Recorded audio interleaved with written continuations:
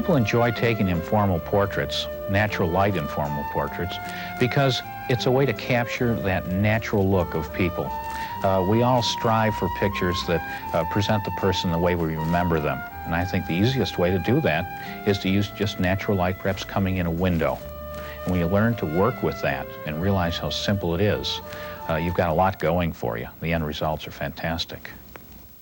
Portrait specialist Gary Whelpley. Pictures like this.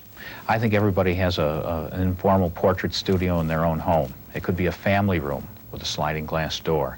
It could be your living room, anywhere that you have a nice big light source. Now, I prefer to work with overcast days or north light. I don't like direct sunlight as much as I do the nice soft light that comes in a window, because that has a very gentle quality to it. And with those elements, you're ready to, I think, make a rather fine picture. It's so simple. I don't want to sound like I'm overemphasizing it, but I want people to realize that this is a very easy thing to accomplish. Here, chin around just a little bit like that. Good. And eyes, chin back this way a little bit. Good. And eyes right about where my hand is. That's good. Good, good. Okay, hold it right there. Good.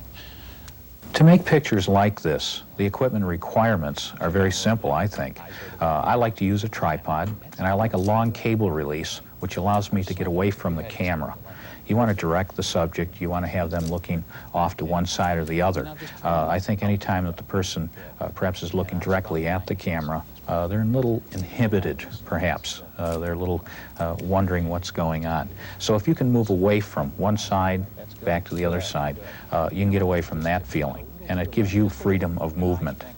People will often try to anticipate when you're going to take the picture, so the long cable release works out great. Okay, great. Hold it right there. One of the things about natural light portraits, the type of thing that we're working with today, is that the lighting is very natural, as I said. Of course, some people feel that there might be shadows that create a special challenge, and there are ways to overcome that.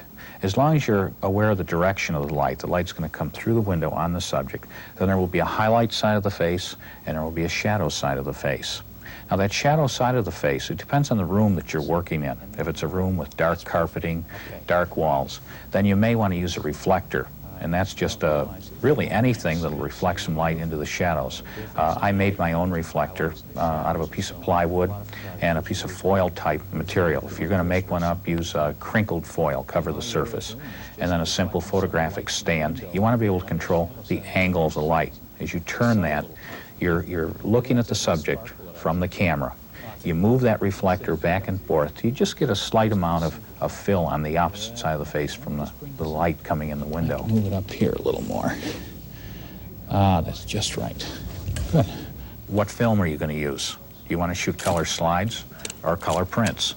I shoot mostly color prints, and so I find that the Kodacolor VR 400 is a great film. It's sharp, it's got the film speed to work with low light level conditions, and if you get days that are very overcast, you can hardly read the book in front of a window, then the VR 1000 is a great choice. Just stand up a second. Let's see. Anytime that you find a room setting that has the right lighting, that's the key element. Then it's a matter of analyzing the room. Is it going to work for you? It may be a matter of moving a coffee table aside, keeping your eye on the backgrounds. If there's something in the background, like a lamp that would be growing out of the person's head, then you want to move that. The key element in any photography is being in control. Looking at the situation that you're working with, looking at the elements. Where's the person going to sit? Is the chair high enough? Can they rest their arm on the armrest? What's in the background?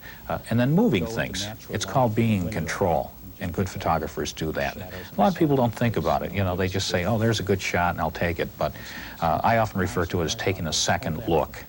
Are all the elements right? You always want to have your eyes nice and sharp. Is there a perfect lens for portraits? I feel that I use all my lenses when I'm photographing people. Now, in the particular situation that we're working today, I chose a 135 millimeter lens, and the reason for that is that I like a nice natural perspective on the face. I would not use a 50 millimeter lens or a 200 most of the time, but anything from 85 to 135, because I was working close to the face, just head and shoulders. Gives a nice natural proportion to the face, throws the backgrounds out of focus, and just really seems to be the right lens to use for that type of portrait work. But as I say, if you're relating to the environment, you might use a wide-angle lens. If the person is farther away, you could use up to a 200 millimeter lens. A little happier on this one. There we go. Good.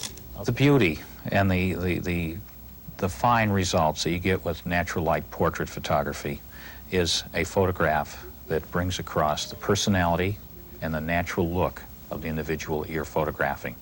And if you accomplish that in the person's eyes and in your eyes as you look at your photographs, then you've got something quite special.